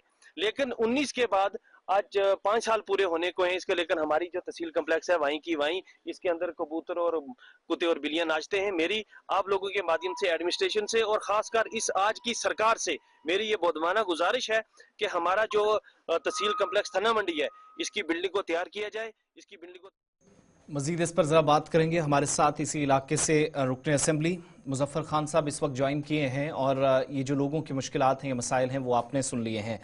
मुजफ्फर साहब बहुत बहुत शुक्रिया प्रोग्राम में वक्त देने के लिए, हमारे साथ ज्वाइन करने के लिए। ये एक अवामी मसला जो माजी में भी हमने देखा और परेशानियां आज भी हैं, क्या ऐसी मुसीबत है, क्या परेशानी है कि ये लाखों रुपए खर्च करने के बजाय अगर शायद किराए की सूरत में जो जाते हैं वो यहाँ इन प्रोजेक्ट्स पर या इस मंसूबे पर इस्तेमाल होते तो शायद ये दफातर बन गए होते।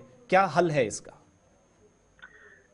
इसमें कोई दो राय नहीं है कि दफातर की बुरी हालत है, फुकदान है वहाँ, गवर्नमेंट बिल्डिंग्स, और सबसे बड़ी बात यह है कि हाइड अकोमोडेशन में गवर्नमेंट ऑफिस जो है वो फंक्शन कर रहे हैं जी। और जिस तरह किसी नौजवान ने अभी बताया, उन्होंने सही फरमाया कि एक दफ्तर कहीं है तो दूसरा कहीं है। अगर पीएमएवाई के आपको वो एनओसी लेने हैं, जो कंडीशंस रखी हैं, हालांकि मैंने मिनिस्टर साहब से भी बात की कि ये कंडीशंस जो हैं इसका मतलब ये है कि PMAY में आप नया कोई आप केस दे ही नहीं सकते हो। ये कंडीशंस कोई भी आदमी 6 महीने साल में इकट्ठा कर ही नहीं सकता है। 12 दफातर से आपको जाकर वो NOC लेनी है जो, तो वो NOC तो साल लग जाएगा 12 दफ्तर से निकलने के लिए।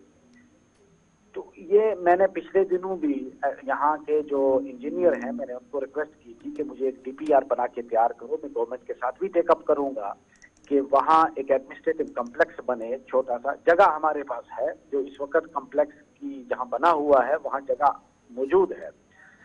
तो मैं लगा हूँ इसके पीछे, इसमें कोई शक नहीं कि इसकी तरफ किसी ने तवज्जो नहीं दी। बहुत सारे और भी दीगर मसाइल हैं, लेकिन ये एक उन मसाइल में से एक बड़ा मसला जो है कि हमारे वहाँ दफातर के लिए जगह होने के बावजूद हमारे पास कोई एडमिनिस्ट्रेटिव कॉम्प्लेक्स आज तक नहीं बना है। स्टोन लेइंग की जहाँ बात है, इसमें शक नहीं कि कभी किसी ने कहीं स्टोन लेइंग फाउंडेशन की वो सेरेमनी की थी जी, नाम लिखा था, खबरों में आ गया, फिर उसके बाद उस पर कुछ कार्रवाई हुई नहीं।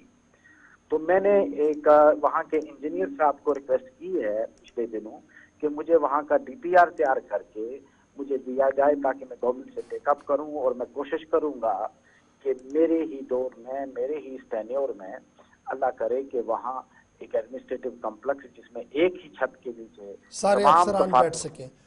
बहुत शुक्रिया मुजफ्फर खान साहब, ये एश्योर करने के लिए कि कोशिश की जाएगी कि एक ही छत के नीचे तमाम एडमिनिस्ट्रेटिव अफसर्स बैठे, ताकि इस दूर दराज इलाके की आवाम को भी गोनागू मुश्किलात जो उन्हें एक दफ्तर से दूसरे दफ्तर एक साइन के लिए जाना पड़ता है वो ना हो, और रियासत का काम भी सही तरीके से हो। समझ नहीं आ रही कि फाउंडेशन स्टोन्स तो पड़ी थी लेकिन अभी तक काम क्यों नहीं हुआ है, काफ़ी अरसा गुजर चुका। बढ़ते हैं जी आगे, बात ज़रा फटाफट से रियासत के असेंबली की भी करते हैं। नई असेंबली हमारे सामने है, नए अरकान भी चुनकर आए हैं। इस बीच असेंबली किन कानूनों के तहत काम करेगी, इस पर अब तबादला ख्याल हो रहा है। और नए असेंबली सेशन से पहले, यानी बजट सेशन से पहले, स्पीकर जम्मू कश्मीर असेंबली एक हाउस कमेटी तश्कील दे रहे हैं। बड़ी खबर हम आपको बता रहे हैं कि जम्मू कश्मीर असेंबली का कामकाज किस तरीके से होगा, कानून साजी का अमल किस तरीके से होगा, इस ज़िम्मन में तमाम तर चीज़ों को तरतीब देने के लिए एक आला सतही कमेटी जो है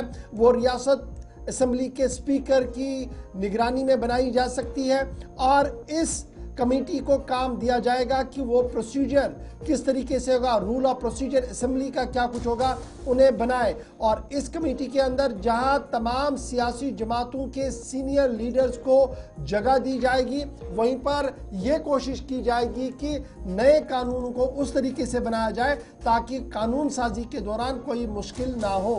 मौजूदा स्पीकर जम्मू कश्मीर असेंबली अब्दुल रहीम राथर, जो सीनियर मोस्ट मेंबर है, खुद 5-6 बार MLA रह चुके हैं, वजारत खजाना का ओहदा भी संभाला है, 9 बार वो यहाँ से चुनकर भी आए हैं। हाउस कमेटी बनाने जा रहे हैं और इस हाउस कमेटी को ये काम सौंपा गया है कि वो असेंबली के रूल और प्रोसीजर को तरतीब दें। और इस ज़िम्मन में जो रिऑर्गेनाइजेशन एक्ट है, रिऑर्गेनाइजेशन एक्ट 2019, उसकी सेक्शन 46 का इतलाक किया जा रहा है ताकि रूल्स बनाए जाए, रेगुलेशंस बनाए जाए। उस सेशन से पहले, जब बजट सेशन माह फरवरी के अंदर होगा, तो उससे पहले ये कहा जा रहा है कि जनाब ये तमाम तैयारियां मुकम्मल की जाए। और माना जा रहा है कि बहुत जल्द एक हाउस कमेटी बनाई जाएगी, असेंबली के अंदर ये बनाई जाएगी जो असेंबली के कामकाज को कैसे करना है, किस तरीके से आगे बढ़ाना है, क्या कुछ करना है, उस ज़िम्मन में तमाम मेंबरों को एतमाद में लेकर ही ये हाउस कमेटी अपने इख्तियारात तरतीब देगी। याद रखिएगा, एक तरफ से हाउस कमेटी का ये बन रहा है कि असेंबली का सेशन है। इससे पहले आपको याद होगा रियासत के वज़ीर आला ने एक और कमेटी का ऐलान भी किया था, कहा था कि बिजनेस प्रोसीजर्स जो हैं, यानी हुकूमत किन कानूनों के तहत चलेगी, किसके पास कितने इख्तियार होंगे, उसके लिए भी एक कमेटी बनेगी। और इतलात और खबरों के मुताबिक नायब वज़ीर आला की सरबराही में वो कमेटी बहुत जल्द बनेगी, जिसके बाद वो वाले कानून भी हमारे सामने आ सकते हैं। तो छोटा सा ब्रेक होगा जी, यहाँ पर ब्रेक के उस पार आएंगे तो आपको बताएंगे कि मरकजी हुकूमत ने कार्रवाई की है अस्पतालों पर, उन अस्पतालों पर जो सेहत स्कीम के कार्ड को नहीं मान रहे हैं, कहां पर यह कार्रवाई हुई है वो आपको बताएंगे। आगे बढ़ेंगे तो आपको बताएंगे कि रेल सर्विस अब बहुत दूर नहीं, बिल्कुल पास पास आई है। डेट अनाउंस हुआ है, किसका डेट अनाउंस हुआ है वो भी आपको बताएंगे। और फिर आपको ये बताएंगे अगर आप सयाहत के लिए जाना चाहते हो, स्कीइंग सीखना चाहते हैं, तो अब आपने गुलमर्ग नहीं जाना है, आपके लिए मजीद सेंटर्स खुले हैं सरकार की तरफ से। ये सेंटर्स कहां पर है, छोटे से ब्रेक के बाद आएंगे तो तीनों बड़ी खबरों पर आकर आपके साथ बात करेंगे, छोटे से ब्रेक के फौरन बाद।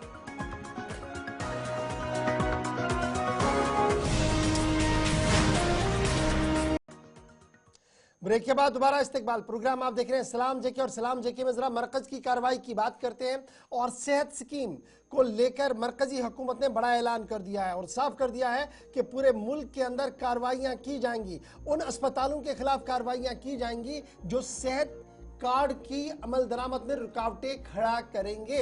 और ये सिर्फ कहा नहीं गया है, बल्कि कल एक तहरीरी सवाल के जवाब में इस बात का भी यकीन दिलाया गया कि कार्रवाई का आगाज कर दिया गया है। बड़ी खबर जो इस वक्त सामने हम रख रहे हैं वो यही है कि मरकजी हुकूमत ने आयुष्मान कार्ड होल्डरों के लिए एक राहत की खबर दे दी है और ये साफ कर दिया कि उन अस्पतालों के खिलाफ कार्रवाई होगी जो आयुष्मान कार्ड के खिलाफ ट्रीटमेंट से इनकार करेंगे।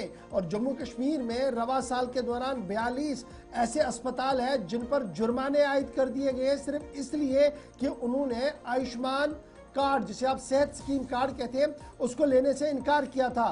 मरकजी वजारत सेहत ने मुल्क भर के तमाम अस्पतालों को हिदायतनामा जारी कर दिया है कि इन सेहत स्कीमों का सही तरीके से फ़ायदा आवाम को मिले और अगर किसी जगह पर भी इसका इतलाक नहीं होता है तो उन अस्पतालों के खिलाफ कार्रवाई की जाएगी। आयुष्मान भारत प्रधानमंत्री जन आरोग्य योजना ABPMJY जो है, इसका इतलाक पूरे मुल्क के अंदर हो गया है।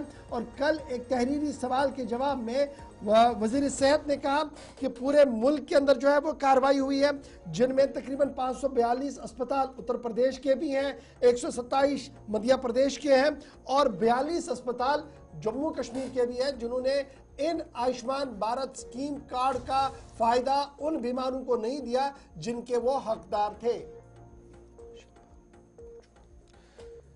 शिल्पा शर्मा हमारे साथ इस वक्त ज्वाइन की हैं जम्मू से। शिल्पा, मजीद क्या डिटेल्स हैं और ये अस्पताल क्या ये बड़े अस्पताल हैं या जहां पर GMCs के साथ जो कंसर्न्ड हैं या एसोसिएटेड हॉस्पिटल्स हैं, क्या उनकी भी शिकायतें मौसूल हुई जिसके बाद ये कार्रवाई एडमिनिस्ट्रेटिव पार्ट पर हुई है? देखिए, जम्मू कश्मीर में जिस प्रकार से 42 के करीब जो है वो प्राइवेट हॉस्पिटल्स हैं जहां पे इन पर जो है वो कार्रवाई की गई है क्योंकि इन्होंने साफ तौर पर इनकार कर दिया गया उन बेनिफिशियरीज को, यानी कि आयुष्मान कार्ड के जो बेनिफिशियरी हैं उन्हें इनकार कर दिया गया, जहां पे करीबन 42 के करीब प्राइवेट हॉस्पिटल्स पे जो है वो कार्रवाई की गई है। देखिए, कई ऐसे प्राइवेट इंस्टीट्यूशन है, कैसे प्राइवेट हॉस्पिटल्स है या फिर नर्सिंग होम है जहां पर जो है वो जो गरीब है उनसे हाई रेट जो है वो वसूला जाता है या फिर मिडिल क्लास वहां पर पहुंचता है तो उनसे हाई रेट जो है वसूला जाता है। अगर जिस प्रकार से ट्रीटमेंट की बात करें या फिर उनके खर्च की बात करें तो उससे भी ज्यादा जो यानी कि शुल्क है उससे भी ज्यादा जो है वो उनसे वसूला जाता है। फिलहाल 42 के करीब प्राइवेट हॉस्पिटल्स पे जो है वो कार्रवाई की गई है और हाल ही में आप देखेंगे CM उमर अब्दुल्ला के द्वारा ये भी बयान दिया गया कि कई ऐसे इंस्टीट्यूशन से जो कि बीमारों को, जो इनोसेंट लोग हैं जो बीमार वहां पर पहुंच रहे हैं उन्हें लूट रहे हैं, लेकिन आखिरकार जो है वो इन पर कार्रवाई कौन कर रहा है, कौन जो है वो इन पर कार्रवाई करेगा, जिस प्रकार से इन्हें दूसरा स्थान जो है डॉक्टर्स को दूसरा स्थान दिया जाता है। तो फिलहाल 42 के करीब in hospitals, in private hospitals पे जो है वो कार्रवाई की गई है और आगे भी, क्योंकि केंद्र सरकार के द्वारा ये साफ तौर पर कहा गया था कि जहां पर भी यानी कि आयुष्मान कार्ड प्राइवेट हॉस्पिटल्स में यानी कि कुछ हॉस्पिटल्स ऐसे हैं जहाँ पे आयुष्मान कार्ड लगेंगे तो जब भी वहां पर जो है बीमार पहुंचता है या फिर मिडिल क्लास वहां पर पहुंचता है, व्यक्ति वहां पर पहुंचता है तो उसे जो है वो टाल मटोल किया जाता है कि यहाँ पर आयुष्मान कार्ड नहीं लग रहा है। ये कहा जाता है कि कोई दिक्कत है, कोई प्रॉब्लम है तो उनको जो है वो इसी रेट पे, यानी कि जो वहां पर रेट फिक्स किया गया है उसी रेट पे जो है वो ऑपरेशन या फिर अपना इलाज जो है वो करवाना होगा। तो इस समय देखिए जो कार्रवाई की गई है, अगर इस प्रकार से आगे भी प्राइवेट हॉस्पिटल्स इनकार करते हैं बेनिफिशियरीज को तो लगातार इसी प्रकार से जो है वो कार्रवाई की जाएगी। बहुत बहुत शुक्रिया तफसीलात फराहम करने के लिए। हमारे साथ शिल्पा ज्वाइन की हुई थी, बता रही थी कि ये 42 अस्पताल जिनमें निजी अस्पताल जो इस वक्त सरे फहरिस्त हैं, इनकार किया गया सरकारी स्कीम से मुस्तफीद लोग हों। बुनियादी मकसद ये था, ये 5 लाख तक का जो हेल्थ इंश्योरेंस था, लेकिन उसके बावजूद भी शिकायतें मौसूल हुई, काम नहीं हो सका और इसके बाद कार्रवाई भी साथ साथ इशफाक डिपार्टमेंट। चलिए जी, हमने मेहमान के पास चला, लेकिन उससे पहले फटाफट से दो बड़ी अहम बातें आपके साथ हम शेयर करें। एक कि सर्दी का दिन है, बर्फ की आमद है, और बर्फ के दौरान फिर बहुत सारे लोग स्कीइंग के लिए जाते थे या स्कीइंग सीखने के लिए जाते हैं। और इस ज़िमन में हमारे पास एक ही मरकज हुआ करता था, वो गुलमर्ग के अंदर था, लेकिन जम्मू कश्मीर इंतजामिया ने एक बड़ा फैसला लिया है और अब की बार जम्मू कश्मीर के अंदर न सिर्फ गुलमर्ग बल्कि 5 मकामात, 5 डेस्टिनेशंस ऐसी रखी है जहां पर आप स्कीइंग कोर्सेज सीख सकते हैं या स्कीइंग कोर्सेज में हिस्सा ले सकते हैं। जम्मू कश्मीर इंतजामिया की तरफ से 5 अलग अलग डेस्टिनेशंस बना दी गई हैं, जहां पर यह साफ कर दिया गया है कि रवां साल के दौरान यहां पर कोर्सेज जो है वो चलाए जाएंगे, जिनमें 3 जो है वो सूबा कश्मीर से हैं और 2 जो है वो सूबा जम्मू से नामजद की गई हैं। और इस ज़िमन में तमाम तर तैयारियों को हतमी शक्ल दे दी गई है कि यहां पर यह क्लासेज जो है वो पूरी तौर से शुरू किए जाए। 5 लोकेशन जो आइडेंटिफाई की गई है जम्मू कश्मीर के अंदर जहां पर स्कीइंग कोर्सेज को ऑर्गेनाइज किया जाएगा रवां विंटर्स के दौरान। उनमें सबसे पहले यूसमर्ग, दूध पथरी, सोनमर्ग, ये 3 मकामात ऐसे हैं गुलमर्ग को लेकर जहां पर सबसे पहले ये स्कीइंग चलाई जाएगी। गुलमर्ग तो है ही, उसके अलावा यूसमर्ग, दूध पथरी और सोनमर्ग, और दो जो जम्मू डिवीजन के लगाए गए हैं, एक भद्रवा है और एक पटनी टॉप है, जहां पर कोर्सेज चलाए जाएंगे इन 5 मकामात पर। गुलमर्ग है ही, उसके मजीद 5 मकामात पर अब ये स्कीइंग कोर्सेज जो है वो चलाए जाएंगे और इस ज़िमन में इंतजामिया की तरफ से तमाम तैयारियां मुकम्मल कर ली गई है। तो एक रात भरी खबर और लगातार कुछ स्पोर्ट्स एथलीट्स और कुछ बच्चे ये जानना चाहते थे कि गुलमर्ग नहीं जाना चाहते हैं, जम्मू वाले बच्चे भी नहीं जाना चाहते, तो कहां पर जाएं? तो जम्मू के लिए एक राहत की खबर है, भद्रवा और पटनी टॉप यहां पर होस्ट किया जाएगा इस स्कीइंग कोर्स। और इसी तरीके से अब की बार जो खबर सामने आई है कि यूसमर्ग, दूध पथरी और सोनमर्ग के अंदर भी स्कीइंग कोर्सेज अब की बार कराए जाएंगे। ये एक अच्छी बात और स्कीइंग कोर्स सीखने वाले लोगों के लिए एक बड़ी खबर जो हम आपके सामने इस वक्त रख रहे हैं। फटाफट से जी चलते हैं जी आगे, जरा एक और अहम और बड़ी खबर पर आते हैं और बात रेलवे की करते हैं। दिल्ली से लेकर श्रीनगर का रेल सफर बहुत जल्द मुकम्मल होगा, क्योंकि कमिश्नर रेलवे सेफ्टी के डेट सामने आए हैं और इस ज़िमन में खबर यह है कि फाइनल इंस्पेक्शन 5 जनवरी को किया जाएगा, जिसके बाद हतमी तारीखों का ऐलान किया जाएगा। बिल्कुल, 5 और 6 जनवरी का इंपॉर्टेंट दिन है, जहां पर ये 17 से 18 किलोमीटर का ये एक बड़ा इंपॉर्टेंट एरिया था, जिसमें 1-2 टनल्स भी थी और बीच में एक हिस्सा टूटा था, फिर उसको ठीक किया गया। जो रियासी और कटरा के दरमियान इलाका आता है, तो 18 किलोमीटर वाला वो जो स्ट्रेच था उसमें फाइनल इंस्पेक्शन होगी और उस इंस्पेक्शन के बाद इंतजार उस दिन का किया जाएगा जब पहली वंदे भारत ट्रेन भी साथ या फिर ट्रेन कश्मीर वादी को मुल्क के बाकी हिस्सों के साथ जोड़ेगी और ये पूरा एरिया जो है वो कंप्लीट कर लिया गया है। जनरल मैनेजर जो है नॉर्दर्न रेलवे के, उन्होंने बाज़ाब्ता तौर पर ट्रैक का मुआयना किया है, ट्रॉली के जरिए अलग अलग मकामात पर वो गए हैं और यही वो 18 किलोमीटर वाला स्ट्रेच है जिस पर हतमी फैसला 5 से 6 तारीख को ले लिया जाएगा। 5 तारीख को जब इंस्पेक्शन होगी, यानी उसके बाद फाइनल डिटेल्स मुतलका हुकाम के पास जाएंगी और फिर जाकर आइंदा की तैयारी होगी, वो होगी पहली ट्रेन के लिए जो गालिबन 25-26 तारीख के आसपास रिपब्लिक डे के मौके पर जम्मू कश्मीर के दोनों हिस्सों को जोड़ने वाले इंपॉर्टेंट रास्ते पर चलाने का फैसला होगा। टोटल ये जो एरिया है वो 111 किलोमीटर के आसपास बनता है। ये स्ट्रेच जो बनिहाल कटरा के बीच वाला एरिया जो जिसमें चिनाब ब्रिज भी आता है, इस एरिया के अंदर अभी तक सबसे बड़े ब्रिज से दोनों तरफ, चाहे वो T1, T2 और T3 टनल्स हों, T5 टनल्स तक रियासी, कटरा और जम्मू तक आने वाले एरिया को जोड़ा गया, कनेक्ट किया गया और इंस्पेक्शन साथ साथ हो रही थी। 97% काम जो है वो मुकम्मल हो चुका है और ट्रैक को ट्रायल होने के बाद यहां से ट्रेन चलाई जा सकती है। कामयाब ट्रायल के बाद इसको हरी झंडी भी दिखाई गई है। मुख्तलिफ टनल्स हैं जिसमें दर्जनों पुल्स आते हैं, उन पुलों से या जिन टनल से ट्रेन को गुजरना है उनका कामयाब मुआयना न सिर्फ हुआ बल्कि कामयाब ट्रायल के बाद हरी झंडी भी दिखाई गई है। लेकिन अब इस पहाड़ी सिलसिले के अंदर एक छोटा स्ट्रेच जो 111 में से 18 किलोमीटर वाला वो जो स्ट्रेच था जिसमें एक टनल बीच में टूटा था या पानी एक जगह से लीकेज का मसला था, वो ठीक कर लिया गया है। अब सारी इंस्पेक्शन तो अब तक हुई है, लेकिन चूंकि फाइनल इंस्पेक्शन, फाइनल रिपोर्ट और उसके बाद ट्रेन चलना, इस तक हमें 5 और 6 जनवरी तक इंतजार करना होगा। अगले 10 दिन में चीजें कंप्लीट हो जाएंगी। कटरा और श्रीनगर के दरमियान सबसे खतरनाक तरीन इलाका भी यही है जिस पर ट्रैक बड़ा मुश्किल हो रहा था, जहां पर काम करना भी कई तरह के चैलेंजेस थे इस पहाड़ी सिलसिले में। लेकिन अब रेल कनेक्टिविटी को यकीनी बनाने के लिए जो कई बरस पहले मंसूबा शुरू किया गया था वो बिल्कुल फाइनल स्टेज पे पहुंचा है और सिर्फ इसकी इंस्पेक्शन बाकी है जो जनरल मैनेजर ने अब तक ट्रॉली के जरिए कर ली है। ट्रॉली वाला पार्ट बिल्कुल ओके है जो हमारे जराया बता रहे हैं, लेकिन नॉर्दर्न रेलवे के जिम्मेदारों का मानना है कि जो CRS है, कमिश्नर रेलवे सेफ्टी जो है, वो अपने गैजेट्स, इक्विपमेंट्स और वो छोटी वाली ट्रेन लेकर जब घूमेंगे, चलेंगे, हाई स्पीड में चलेंगे, उसी स्पीड में चलेंगे जिस स्पीड में ट्रेन को चलाना है, तो उसके बाद जो गैजेट्स उसके अंदर लगे हैं, उसके बाद जो रेडियो जो रिपोर्ट्स आएंगी, वही रिपोर्ट्स फाइनल करेंगी कि क्या अब इस ट्रैक पर ट्रेन चलनी है, कितने दिन और लगने हैं। और ये माना जा रहा है कि सर्वे जो है 5 और 6 तारीख को मुकम्मल होगा और 10-12 तारीख तक एक हतमी ब्लूप्रिंट तैयार किया जाएगा, जिसके बाद 26 जनवरी को उम्मीदें लगाई जा रही है कि वजीर आजम साहब हरी झंडी दिखा सकते हैं वंदे भारत ट्रेन को, जो पहली बार दिल्ली से जम्मू और जम्मू से श्रीनगर की ओर रवाना होगी।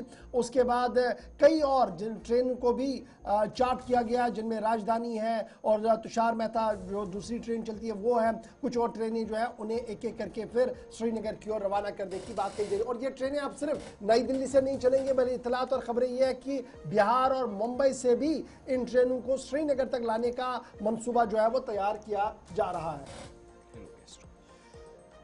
चलिए जनाब, अब चलते हैं जी अपने बड़े प्रोग्राम की ओर, जरा मेहमान के पास चलते हैं और उस मुद्दे पर कि जो हम जुए वाली बात कर रहे हैं। एक ज़माना जुआ बड़ा मायूब समझा जाता था, अब दौरे जदीद में हम आ गए हैं, जदीद हालात हमारे पास है, तो मोबाइल क्लिक पर अब हम जुआ भी खेलते हैं, ऑनलाइन गैम्बलिंग होती है। सरकारी तौर पर ऑनलाइन गैम्बलिंग को 2 हिस्सों में बांट दिया गया है, चांस और स्किल में। और फिर जब हम इसको भी देखते हैं तो एक बड़ा ग्रे एरिया है जिस पर काम करने की ज़रूरत है। फिर दूसरी तरफ से जो मोबाइल पर 10 तरह के स्कैम्स और बढ़ते हैं, गेमिंग का जो सिलसिला है, ये एक और परेशानी हमारे नौजवानों की ओर बढ़ रही है। और ये तीसरा पड़ाव है जम्मू कश्मीर के अंदर, जहां पर हमने गुफ्तगू करनी होगी इस पूरे मामले पर, इसको कैसे रोका जाए और हम सब की मिली जिम्मेदारियां क्या हैं, इस पर हम गुफ्तगू करते हैं। और आज इस ज़िमन की आखिरी गुफ्तगू हमारी होगी, कल से एक और मौजू लेकर आपके सामने आएंगे। लेकिन आज जो हमारे मेहमान हैं वो है मोहम्मद याकूब गत्तू साहब है, सोशल एक्टिविस्ट है और लगातार सूरत हाल पर नज़र भी रखते हैं। बहुत बहुत शुक्रिया याकूब साहब हमारे साथ ज्वाइन करने के लिए। सिचुएशन हमारे सामने है, एक ज़माना था कि जुए का नाम सुनते ही रोंगड़े खड़े होते थे, खेलने वाली पोजीशन तो अलग होती थी, कहाँ पर खेलना है ये सबसे छुप छुपाया कर होता था। फिर पुलिस अगर कार्रवाई करती तो एक बड़ी जलालत होती थी, पकड़े जाते थे, FIRs लगती थी, फ़ोटो आते थे। और फिर मुआशरे में किस तरीके से उस आदमी को देखा जाता था, ये हमारे असलाफ ने हमको बताया है और देखा भी है। लेकिन आज के दौर में अब लेटेस्ट गैजेट्स और इक्विपमेंट्स ऐसे हैं कि आप घर बैठे गैम्बलिंग भी करते हैं। सरकार का मानना है कि लीगल भी है और कुछ लोग कह रहे हैं कि जनाब ये तो सिरे से ही कानूनी गलत है, इस पर नए सिरे से बात होनी चाहिए, ये चांस और गेम वाला सिलसिला ही गलत डेफिनेशन में चला गया। लेकिन जब मैं जम्मू कश्मीर के सोसाइटी के जाविये से देखता हूँ, जो ऋषियों, वलियों, मुनियों की सरजमीन है, यहाँ पर ये बहुत कम था। लेकिन पिछले चंद सालों के दौरान एक बहुत तूफान बदतमीजी खड़ी हो गई है। किस तरीके से इसको हम देखते हैं माशरे में, और क्या वाकई तौर पर हुकूमत पर एक बड़ी जिम्मेदारी है कि वो अब कानून को असर नौ देखे और मामलात को दुरुस्त करने के लिए लॉ एनफोर्समेंट एजेंसियों को मुतहरिक करें?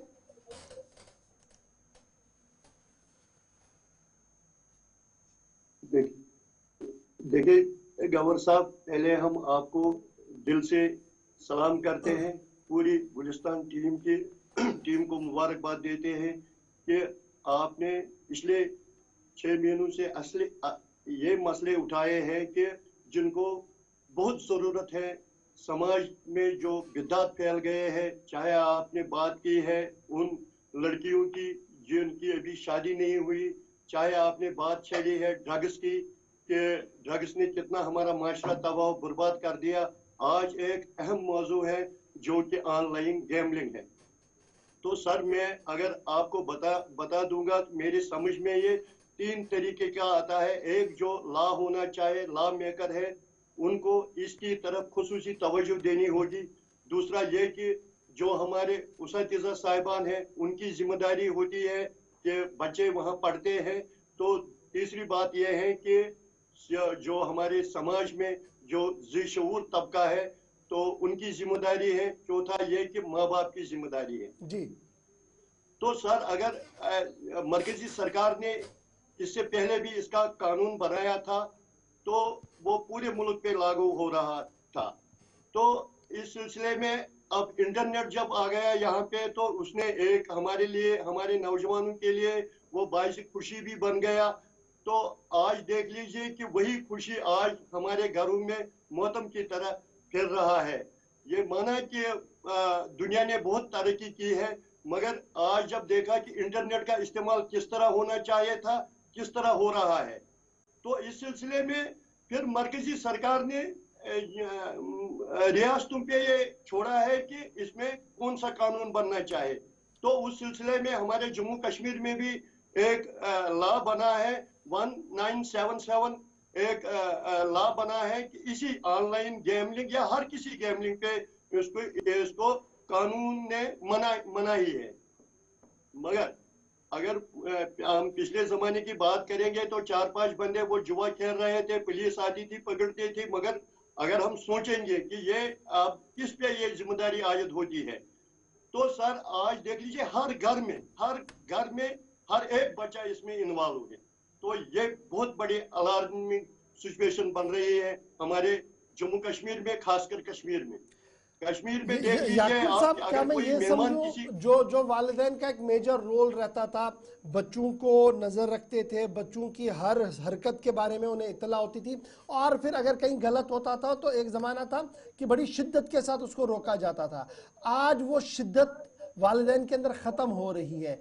क्या ये माना जाए कि प्रेशर बहुत ज्यादा बढ़ गया है कि हमें पैसे चाहिए, काम चाहिए, उसकी और सारी तवज्जो है, और घर में जो कुछ हो रहा है इससे हम आंख बंद करके आगे बढ़ने की कोशिश में है, जिसकी वजह से ये तबाही का दरवाजा खुल चुका है हमारे पास?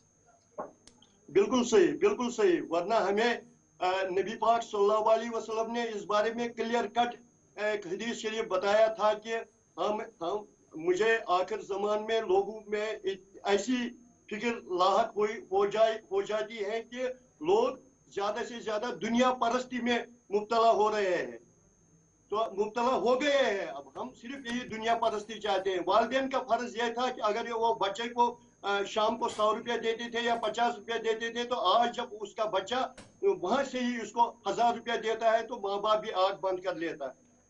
तो मोहम्मद याकूब गत्तू साहब, ये चीजें जब हाथ से बाहर हो गई हैं, मोहम्मद याकूब साहब, जब चीजें आउट ऑफ कंट्रोल हो गई हैं, इसके बाद ऑप्शंस बहुत कम बचते हैं।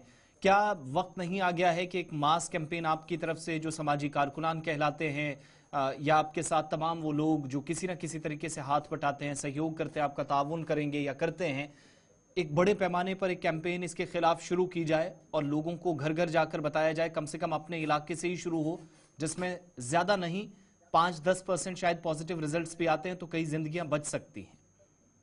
बिल्कुल सही बात। मगर हमें वो ईमान होना चाहिए। हमारे पास जो ईमान है उसकी कमी है। हम दीन से दूर होते जा रहे हैं, हम इंसानियत से दूर होते जा रहे हैं।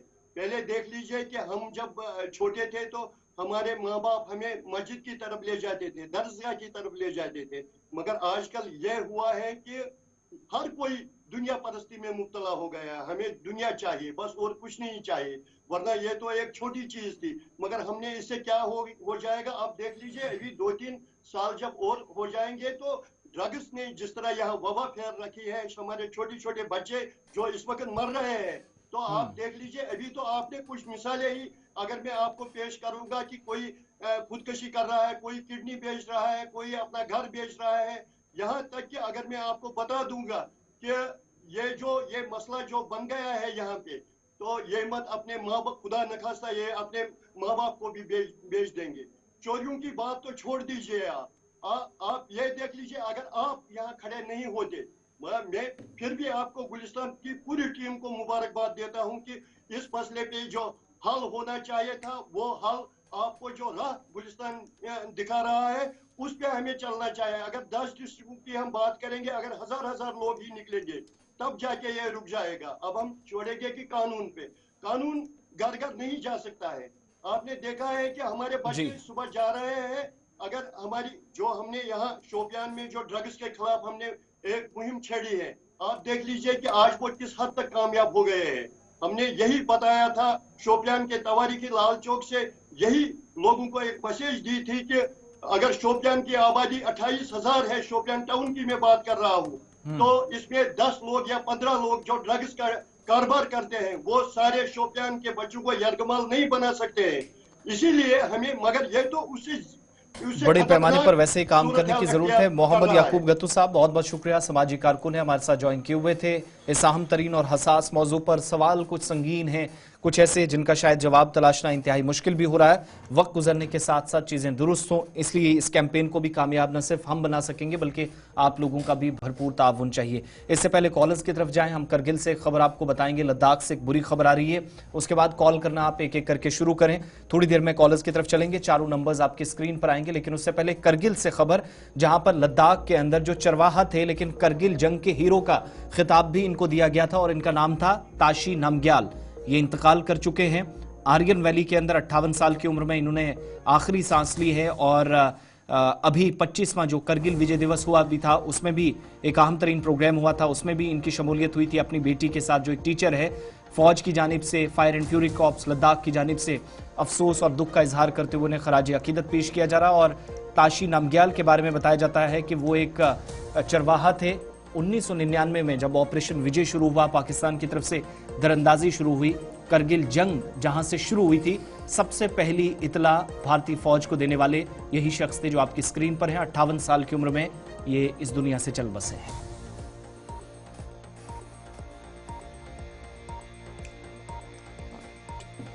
चलिए जनाब, ये तो खबर थी लद्दाख से, जहां पर उस आई विटनेस और उस शख्स की मौत रात देर गई हुई है जिसने सबसे पहले करगिल जंग की दरअंदाजी की खबर फौज को दी थी और आज उन्होंने अपनी आखिरी सांस ले ली है। इधर इतलात के मुताबिक लेफ्टिनेंट गवर्नर लद्दाख समेत कई सियासी रहनुमाओं ने नामग्याल की मौत पर इजहार रंज व गम का भी इजहार किया है। फिलहाल चलते हैं जी कॉलर्स की और आखिर पर आपको रात का मौसम भी बताएंगे, अपडेट भी बताएंगे, चलते चलते आपको वो भी बताएंगे। लेकिन फिलहाल चारों नंबर आपके पास आए हैं।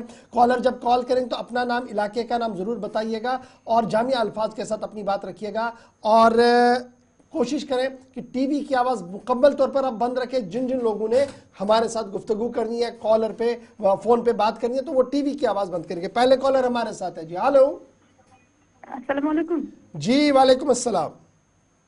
जनाब मैं कत करें हिजग्राफ महकम छो अहनज अत मज वंड स्कीम कम करान करान पन पन कम यमन गोस कह इदारा तुथ यह राइट है अहनज तो यमन बिचारन राइट है यह कह राइट है यह नकद पोस मिल।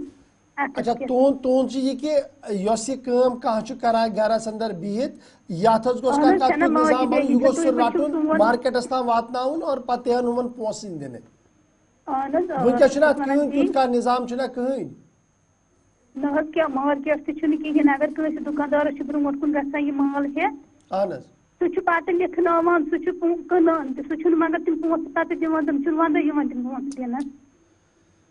चलो सड़ा शुक्रिया कॉल करने बाबत। एक नोडल एजेंसी की बहुत ज़्यादा ज़रूरत है। इस तरीके की जो बहनें हैं, माएँ हमारी जो हैंडीक्राफ्ट के साथ जुड़ी हैं, उनका मतलब कि एजेंसी बन जाती है, हम उनके हैंड ओवर करते, बाद में वो हमें पैसा देते। जो प्राइवेट सेक्टर में जब ये जाते हैं तो पैसा मर जाता है। बड़ा इंपॉर्टेंट इशू है और मुझे उम्मीद है कि हैंडीक्राफ्ट हैंडलूम के जो जिम्मेदार हैं वो ज़रूर इसकी ओर तवज्जो देकर कोई रास्ता ढूंढेंगे कि किस तरीके से इसका हल निकाला जाए। एक और कॉलर हमारे साथ है जी। हेलो, अस्सलाम वालेकुम। जी वालेकुम सलाम। हाँ जी, मैं कश्मीरी बोल रहा हूँ। जी जी जी बताएं। मुझे एक बात आपसे डिस्कस करनी थी। अभी अमित शाह साहब, होम मिनिस्टर और उमर अब्दुल्ला की मुलाकात हुई थी पीछे जो उससे पहले हुई, तो उसमें जहाँ वो बैठे हुए हैं नीचे डस्टबिन रखा हुआ है, तो ये क्या मैसेज है? तो मैं उमर साहब से कहना चाहूंगा कि देखिए, हमने आपको, हमें 200 यूनिट फ्री भी नहीं चाहिए, हमें कुछ नहीं चाहिए, लेकिन एक आपको मैंडेट दिया हुआ है हमने, तो आप हमारे चीफ मिनिस्टर हैं, तो बेइज्जती बर्दाश्त नहीं करेंगे। मैं ये वीडियो में ज़रा चेक करूंगा किस कहाँ पर है, मैं इस पर कोई बात नहीं कह पाऊंगा, लेकिन अगर ऐसा है तो ज़रूर उमर साहब ने भी देखना होगा और अगर ऐसा हुआ है तो शायद वजारत दाखिला में भी लोगों को ये चीज़ें देखनी पड़ेगी, क्योंकि सेट प्रोटोकॉल होता है। जब वीआईपी आता है, स्टेट का कोई हेड आता है, तो जब वो मिलने आता है, इसमें एक सेट प्रोटोकॉल है।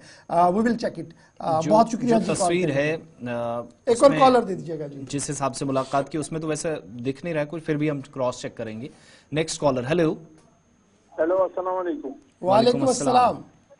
जनाब अब्दुल मजीद कत आज गो अकु म्यूनसिपलिटी वाले वन तनख्वाही कुन ये प्रॉपर्टी म्यूनसिपलिटी यूत इनकम वन तनख्वाह कहें खबर गसान तमिक क्या शाम निवान 9 बजे पावर खुदा करी पतवान रुत 12 बजे रात त्रावान बस दोहली थावान 4 गंटन अच्छा शाम 12 बजे तक प्यारो खुदा करी पत 9 बजे निहान 1 बजे आसान शाम त्रावान 12 बजे तक प्यार पेवान रब सद कुर्रु कसम बहुत दपान अफसर कन जार लुकन मसल मसले तारा फिर लुकन कोदा आजाद। चलो सटा शुक्रिया कॉल करने। एक और कॉलर है जी हमारे साथ। हेलो जी, नाम बताएं अपना, कहाँ से? अनंतनाग से। जी बताएं। हाँ, कश्मीरी से बात करना है। वन्यू टीवी पे ऑनलाइन बैटिंग चलान पे कर रुटन अगर क्या फोन बंद गहन गुनाह गयो न क्या टीवी वनकस बिहित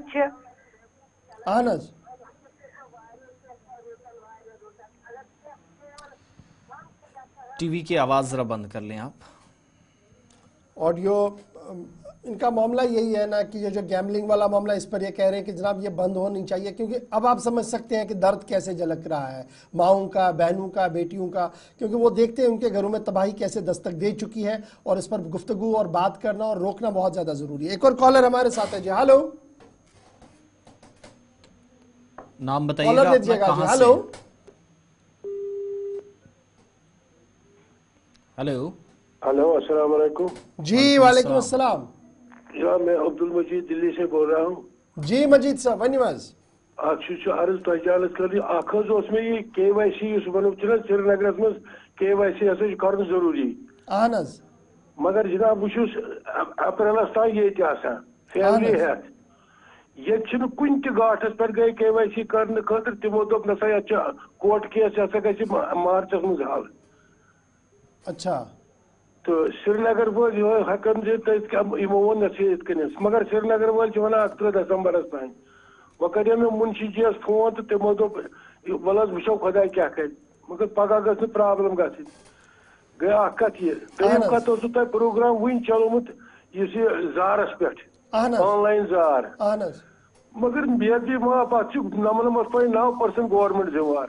बिल्कुल वस क्या कर मोल मोज वस सारे अथ मोबाइल बोल पुच बचस चोचस कर पान तमिस मे पाई क्या कर तवे सन कोशिश कि कानून गोस बनन तो यह सरकारी तौर पर पाबंदी लगन ऑनलाइन जार